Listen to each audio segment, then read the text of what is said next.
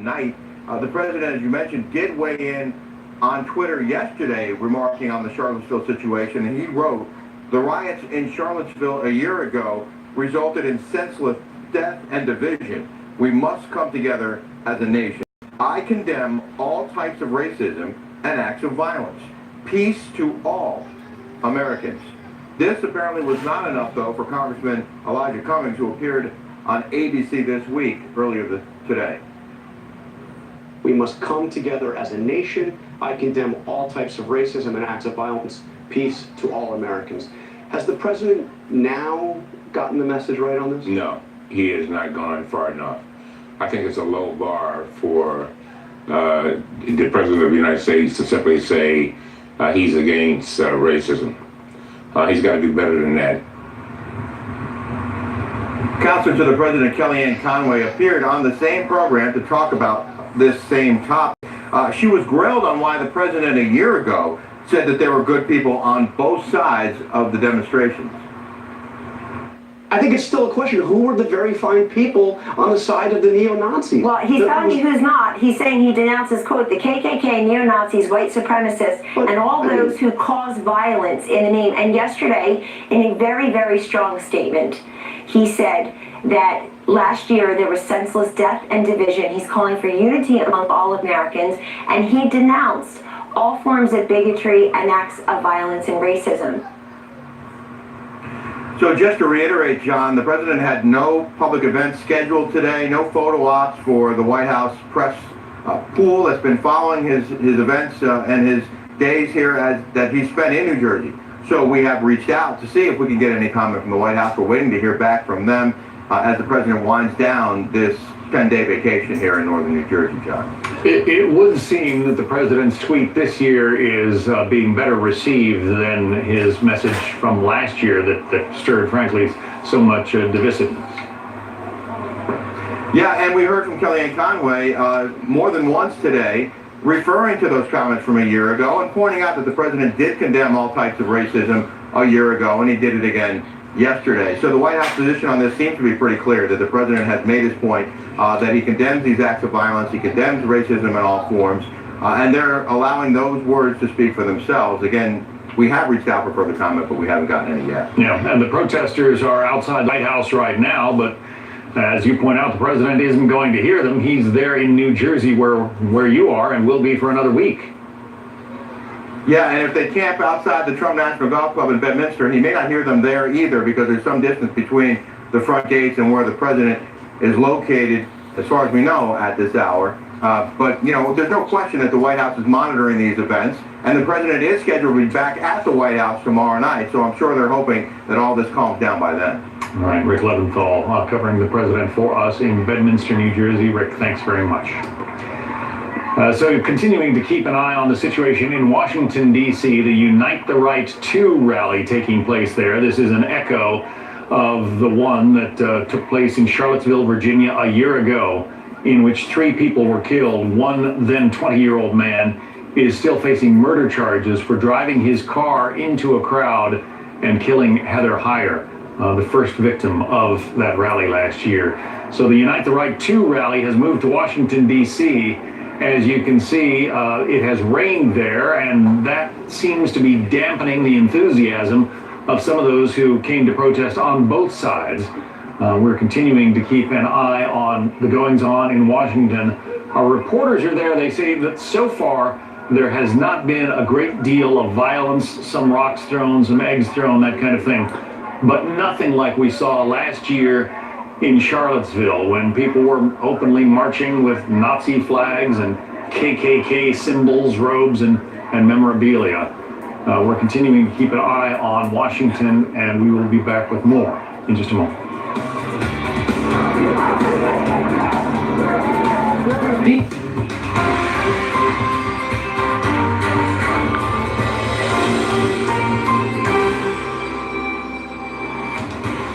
An armed robbery in Seattle ends in a shootout with police. When it was over, 3 cops were injured, 1 critically, and the suspect was dead. It was just one of many recent shootings in the Emerald City this year, as gun violence has spiked, according to Seattle PD. The rise comes a year after Seattle started taxing every gun and bullet sold in the city. $25 per firearm, up to 5 cents for each round of ammunition. It was billed as a way to defray the cost of gun violence, study the problem, and ultimately reduce the carnage. Dave Workman of the Second Amendment Foundation says the tax is a total failure. The data is there. It says that the law has failed to prevent what they promised it would prevent. Since the tax took effect, reports of shots fired are up 26%, shooting injuries 54%, and gun deaths doubled. The tax revenue is funding a University of Washington study looking at ways to reduce repeat gunshot victims. These individuals are much more likely to come back with other gunshot wounds, to commit subsequent crime, violent crime, to be murdered. But the tax is raising much less than advertised. Backers claimed it would bring in between $300,000 and $500,000 a year. The city refuses to say what the first-year revenue was, only that it was less than $200,000. Gun dealers believe it's much less. Still, Seattle's paying over $500,000 for the gun study. The bloodshed is up even as gun sales in Seattle plummet. An employee at this sporting goods store says it averages just a few buyers a month. The Precise Shooter store left Seattle and reopened in a neighboring suburb, where business is strong. The owner of the lone large gun dealer left in the city told Fox News he has had to lay off 7 employees with gun sales down 60%. It's a form of gun control, and it's hurting us, it's hurting my employees. But gun control advocates say be patient.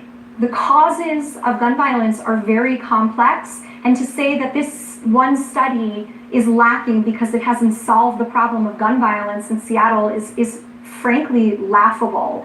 Seattle police blame the jump in shootings on what plagues every big city: gangs, drugs, and retaliation. Elected leaders who pushed the gun tax declined our numerous requests for an interview.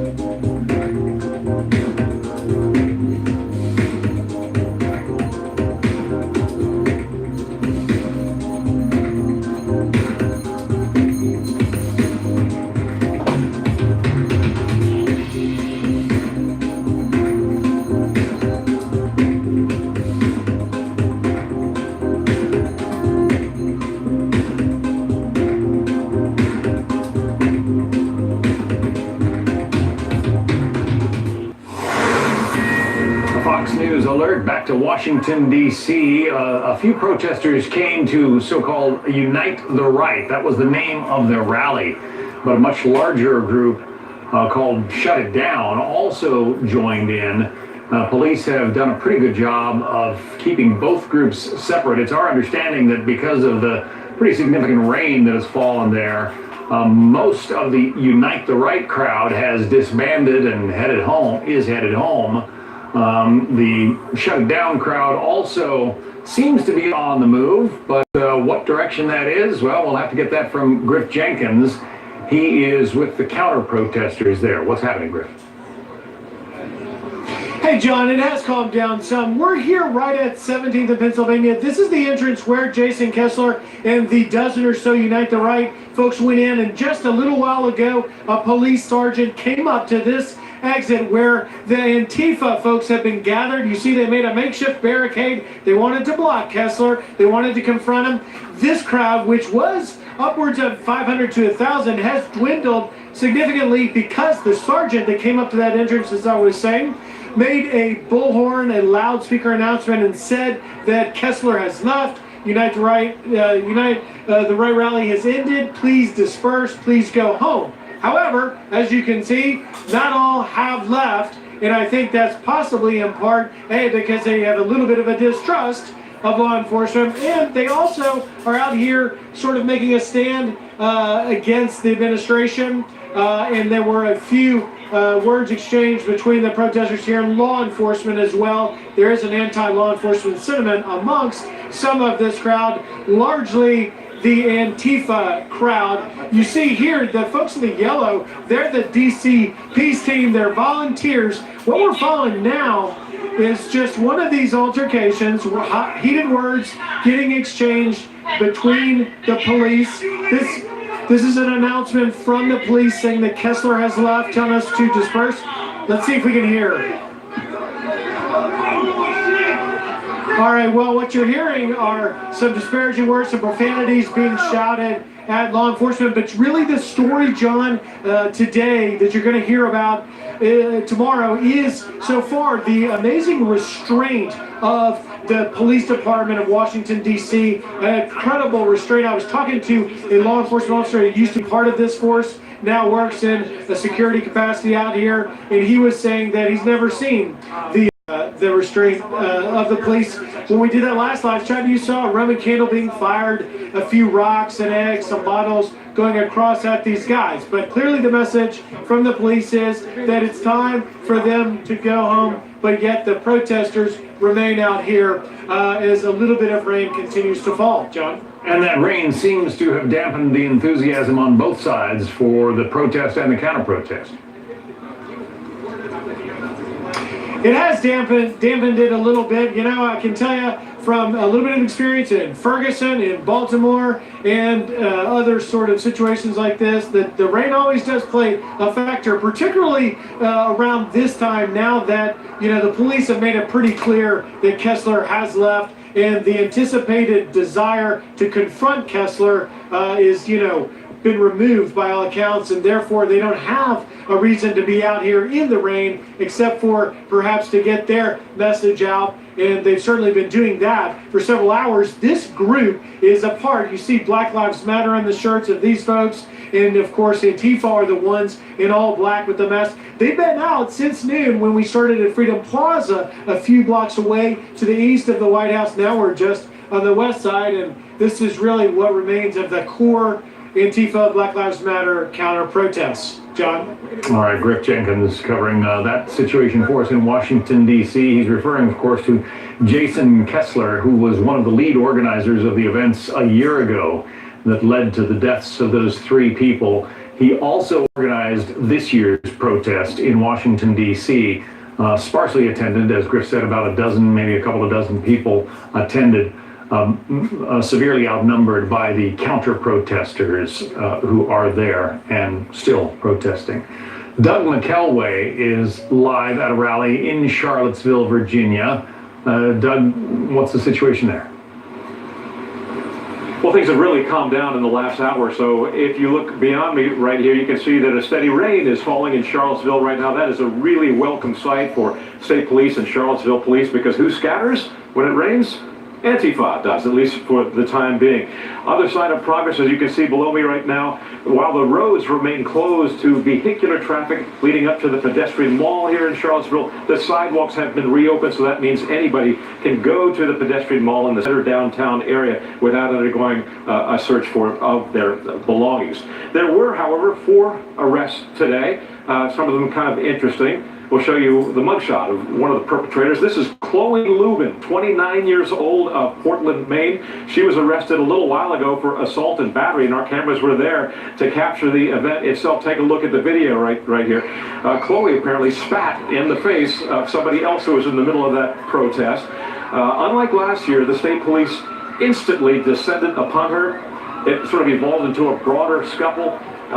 Very hard to make out who was doing what in that scrum, but in any event, in the struggle there, police found on Chloe's person one of those telescopic batons, an illegal weapon. She was arrested for assault and battery. Also arrested today, 42-year-old Jesse Beard, who happens to be from Charlottesville, Virginia. We saw this pattern today after a rally and an ensuing march which led to downtown of a lot of the Antifa protesters standing in front of police motorcycles during the march, even though police were offering to escort them, to prevent danger, to protect them, basically, to protect the community. They were rejecting the offers of police to provide that escort and would stand in front of the motorcycles, not unlike that Chinese guy some years ago who stood in front of a tank in Tiananmen Square, although on a much smaller, less courageous scale. So there was another interesting arrest today, a guy by the name of Martin Clevenger, 29-year-old, who was one of the only white supremacists we know of in Charlottesville today, at least who showed his face. He went to the Lee Monument on Market Park, now called Martin Park, and saluted either General Lee or his horse Traveler. A lot of Antifa protesters or anti-racist protesters there didn't like that. They got into a confrontation, a shouting match, fists were flying, and Clevenger was arrested, as well as one of the people who struck him. Antifa couldn't reassemble. That's the way they kind of work. They sort of diffuse into the crowd and then come back later. They do use social media to do that, and the police listen to their social media. They tend to reassemble after Antifa does. We'll keep our eyes open as the evening progresses. But the Unite the Right rally that took place a year ago, they wanted to hold it again in Charlottesville, but they were denied permission. That's correct. I have that right. Right, Doug? That's correct. They were denied permission. The city just after last year in no mood to grant that kind of a permit this time around. Doug McElway in Charlottesville for us. Doug, thanks very much. We want to check in now with Vincent Hill, a former Nashville police officer, also a law enforcement analyst. From what you've seen thus far, Vincent, it looks like police in both cities have done a pretty good job of keeping the lid on any trouble that might have stemmed from either one of these rallies. Yeah, absolutely, John. Thankfully, we did not see the powder keg that we saw last year. Police, I know for weeks, maybe months, have been preparing for this exact day. They knew it was coming. They knew the ramifications of it, so they were prepared. They acted quickly. You saw someone was arrested there from Portland, Oregon, which goes to the whole fact that a lot of these people coming into these rallies, these protests, are not even from the area, so that actually brings more people to the area. But police did a tremendous job in this point, John. Well, what's the benefit of moving in quickly when trouble starts and making those arrests? Well, the benefit, quite simply, is you don't want it to get out of hand, right? The longer these things go on, the longer a fight or an altercation takes place, the worse it gets, because more people start to get involved in that, as we've seen in the past. So as quickly as officers can get in, make that arrest, get the trouble out of the area, the better for everyone. From the standpoint of a police officer, I mean, we're watching the video of some of these people wearing masks coming up and having words with the officers. They might be friendly, they might not be, but just from the standpoint of a police officer, what's it like to be in a situation like this, where, you've got so much hatred being hurled around, and very often it's directed at police officers. You got some guy in a mask there staring at you. How do you hold your cool? Well, see, that's what people don't understand. Police are trained in this. Contrary to what you hear in the mainstream media, that police are untrained and just react. Police go through so much training. It's second nature to sit there and try to de-escalate this. Listen, if I arrested someone every time they got in my face or said a bad word, the prison would be overran. But police are prepared for this. They know it's part of the job, John. Yeah, well, I'll tell you what, you couldn't pay me enough to do the job that you and so many others do. Hats off to the men and women in blue in this country, because they have done a terrific job this year in Charlottesville so far and in Washington, D.C., at keeping a lid on some of the emotions in these rallies. Vincent Hill is a former Nashville police officer and a security consultant. Vincent, thank you. John, thank you. Always a pleasure. All right, so we are continuing to keep an eye on the protests that seem to be winding down in Washington, D.C., as well as Charlottesville. Perhaps a well-timed thunderstorm in both cities may have had something to do with that. So far, mostly peaceful. A handful of arrests in Charlottesville, a handful of rocks and other items thrown in Washington. But so far, not the kind of violence that we saw last year at the Unite the Right rally in Charlottesville. We'll continue to keep an eye on what's going on in both cities. Be back with more coverage in just a moment on Fox News Channel.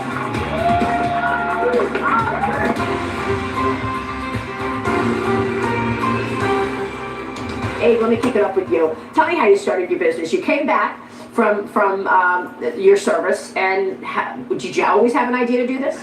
No, this is actually it was a long journey. Like, I had to find myself in a lot of different ways. I got my MBA from London Business School, and that taught me a lot, obviously. And it taught me also that learned in the military was actually incredibly helpful getting out there in business, and that we were actually had a lot more grit than people coming out of the Wall Street or the consulting areas, which is probably the most important thing for entrepreneurship right there.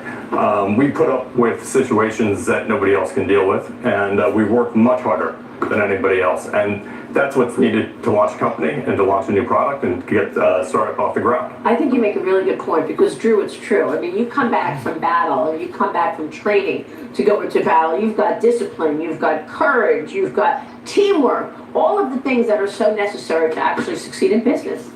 Well, you know, I was a Gulf War veteran in 1991, so I'll date myself already on the show. And I'll tell you, as a West Point graduate, I thought I knew what perseverance was, but then when you're in combat situations, you understand it's a whole new dimension. So when you do start your business, you recognize you're in it for the long haul. And you know, PTSD is a phrase that gets thrown around today, kind of a little more modern language. I just chalk it up to purpose takes serious determination. And I really think that if you have a purpose in life, ours on Letters happens to be authenticating digital communications, you're in the great spot to be, and very pleased to just be on the show with fellow veterans like this. I want to zero in on the businesses and ask you really what the focus is and how you see growth happening at your business. Let's get Kimberly and Andrew involved here. So Kimberly, you're also an entrepreneur. Did you always have dreams of doing that even when you were in battle? Well, you know, downrange we were planning for different routes and we were planning missions. And nowadays, we're planning very different things in the consumer package industry. So, you know, it's very much, you know, you're dreaming to do things and to do great things when you're in the military, and especially downrange in Afghanistan.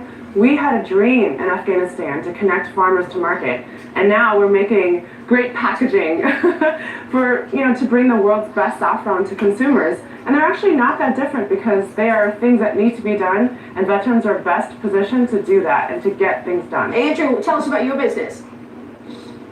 We're a computer vision and augmented reality company that works with some of the largest brands in the US and worldwide to bring augmented reality to consumers. So you're seeing a lot of stuff going on out there with, you know, IKEA and Houzz and these big companies really getting into AR and taking on the craze that the iPhone's really kind of spurring. We've been in that for years, and we're one of the biggest leaders in that. We have some great products that are only available in augmented reality, so you can see them in your home. You can download our app. It's go to the you go to the iTunes store and download Pair, and you can actually see 3D products in your home in real time. Walk around them, measure them, see if it fits in your space.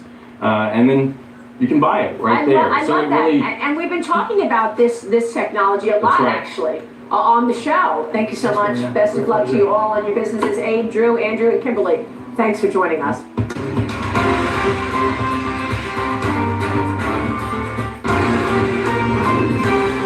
Fox brings you the latest breaking news and business headlines from around the world. If you have a story idea for us, email foxaroundtheworld@foxnews.com. Keep it here.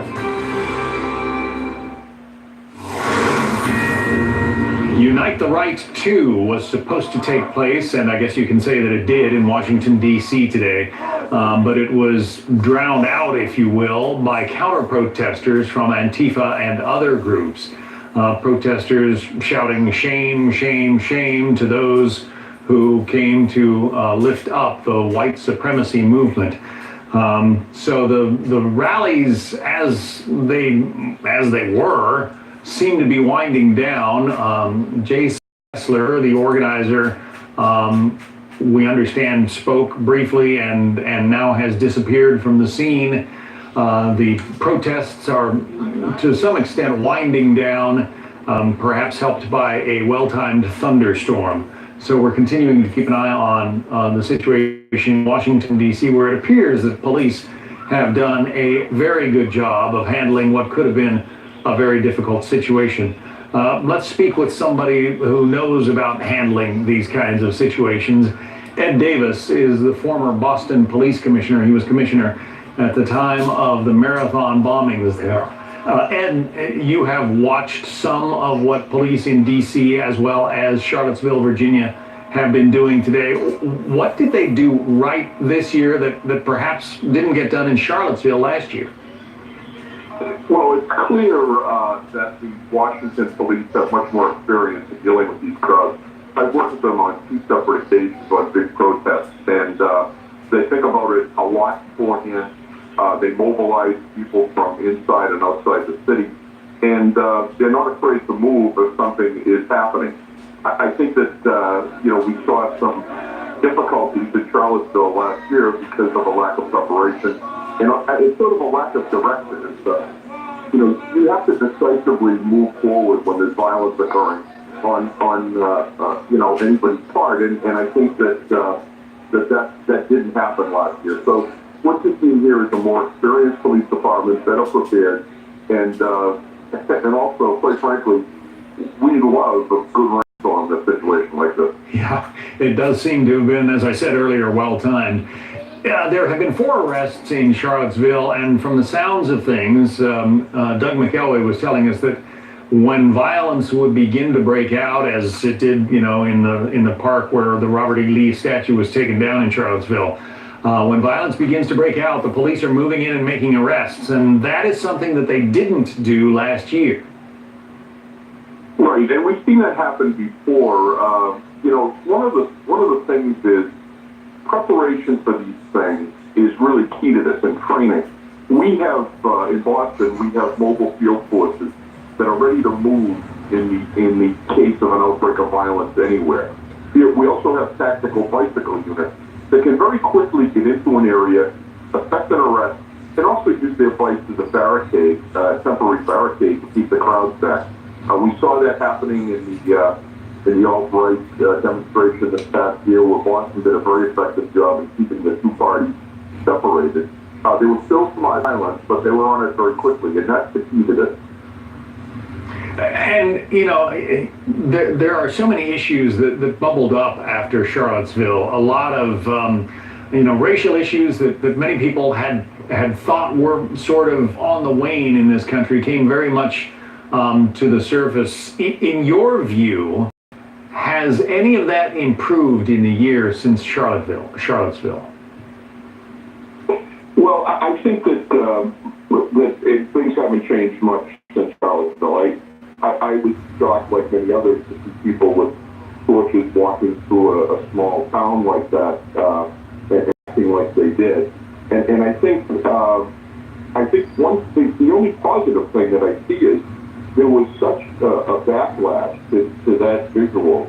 There are fewer people at this demonstration this year. So I think we're moving in the right direction, but it's still not fixed yet. Yeah, it was Abraham Lincoln who urged us all to appeal to the angels of our better nature, and that appeal, well, it still has not been accomplished. The racism issues that led to the conflicts and the deaths, really, in Charlottesville last year are still bubbling. There are those who say that, that the conversation has begun, that some of these issues can be addressed and ultimately solved. So when it comes to that issue, are you an optimist or a pessimist, sir?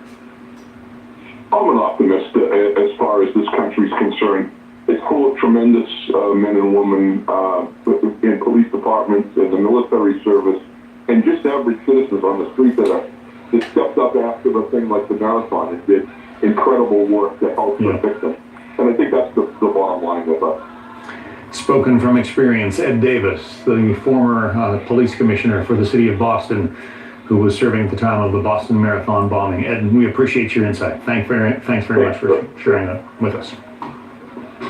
So we are continuing to keep an eye on the protests in D.C., but we want to get to some of the other news of the day now. The trial of President Trump's former campaign chair, Paul Manafort, reconvenes tomorrow afternoon after a bit of a cliffhanger on Friday.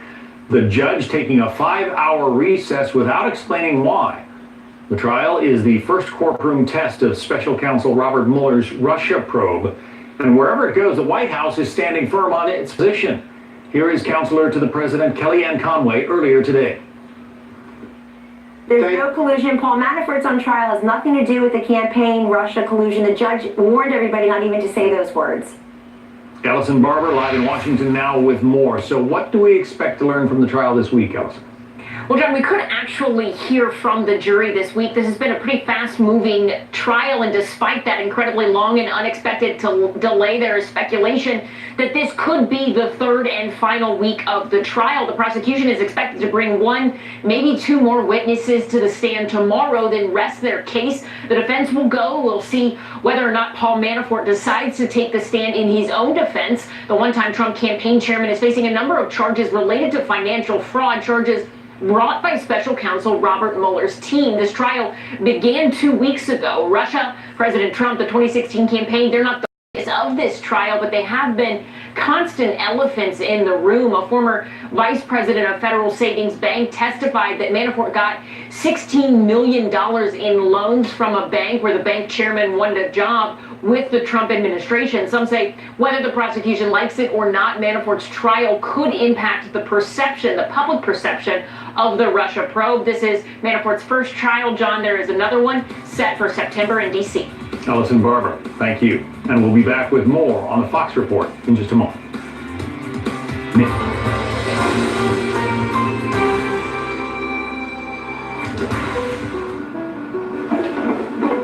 The art of cooking, the creation, the baking, it's an incredible thing. It's chemicals, it's mixture, it's great. Hi, my name is Claudette Slater, and this is Cuisine by Claudette. I am the owner of this establishment.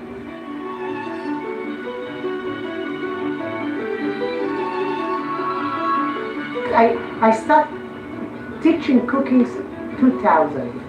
And it was a normal and natural way of continuing with the cooking, is to open a store.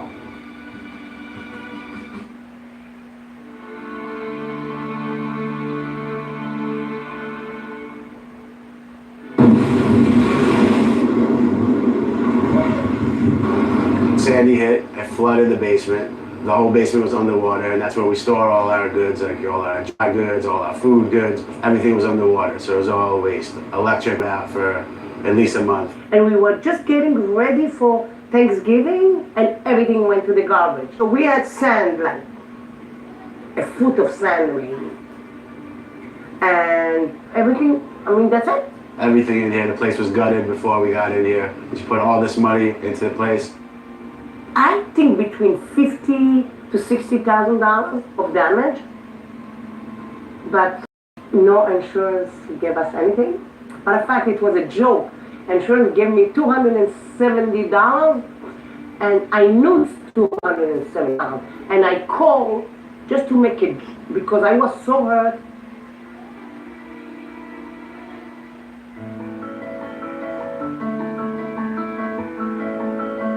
That's it, it's ready. Yeah. Every customer who came here, we cried together for I think 6 months or a year. Everybody. Everybody. Because everybody went to the same thing. Maybe not to a business, but they lost their home. I didn't want to give up. I almost want. My husband said, give up, that's it. We don't need the store anymore. And I didn't want to show my 2 kids that I give up.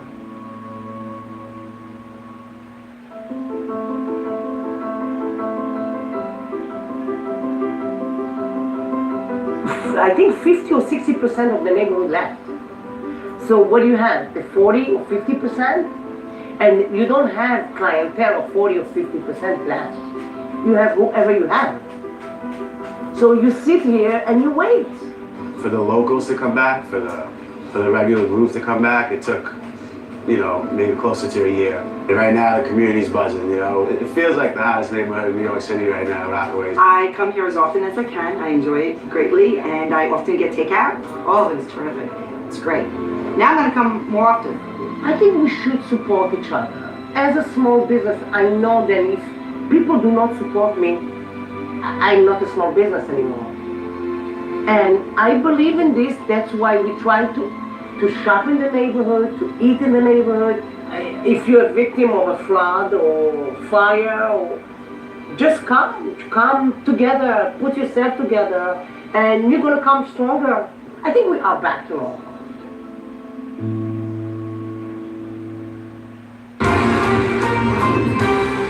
Fox brings you the latest breaking news business headlines from around the world. If you have a story idea for us, email foxaroundtheworld@foxnews.com. Keep it here.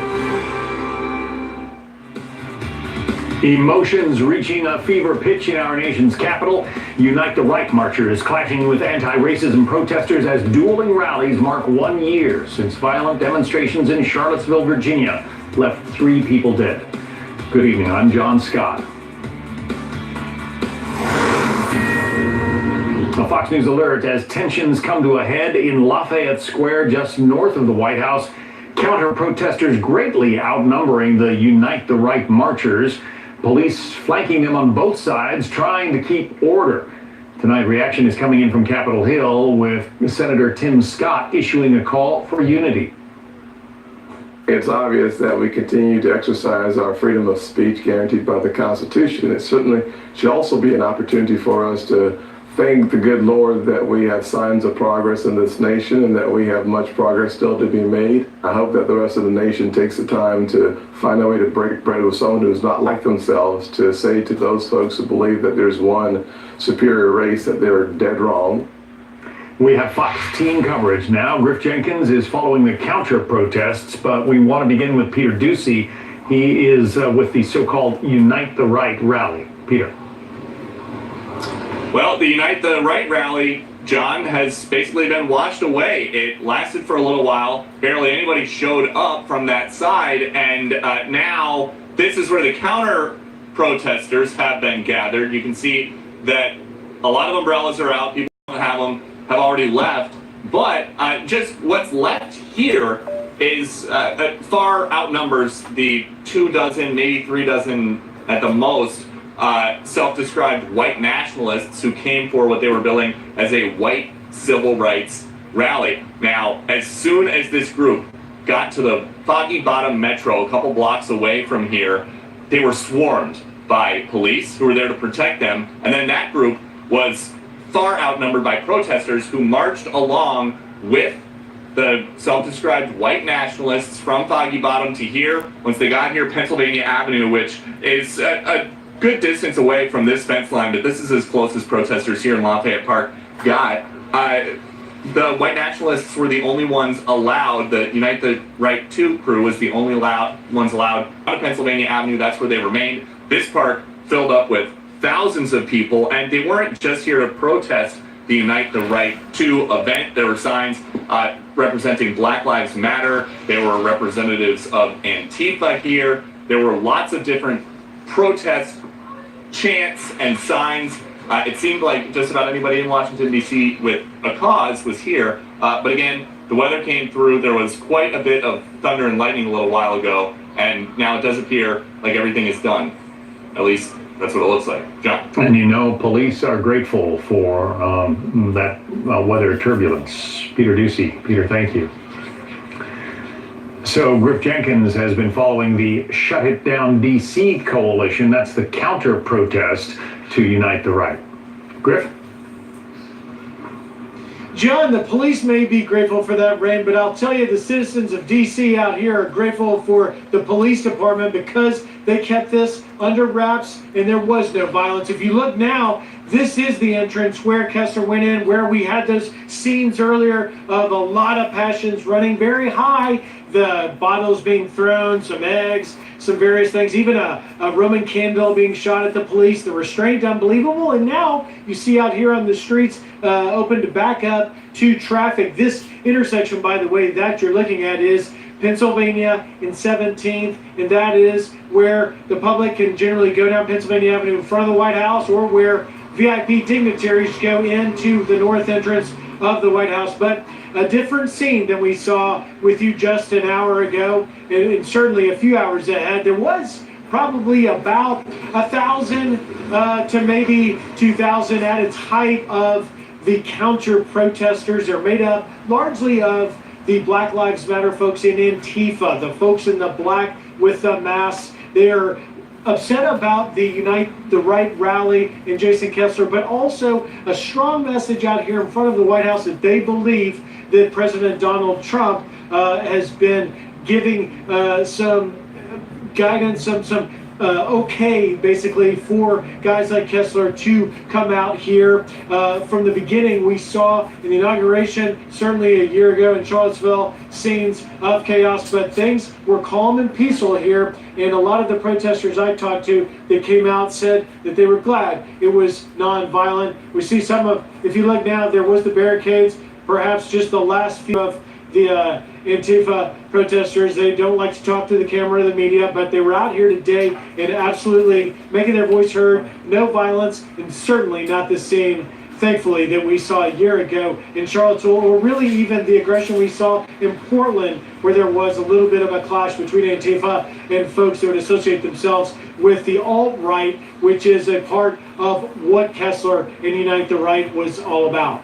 John? So is there a time window for all of this? I mean, were the crowds given a certain time to march, and now that it's 6 p.m., is that what's ended it, or is it the rain, or is it something else, Griff?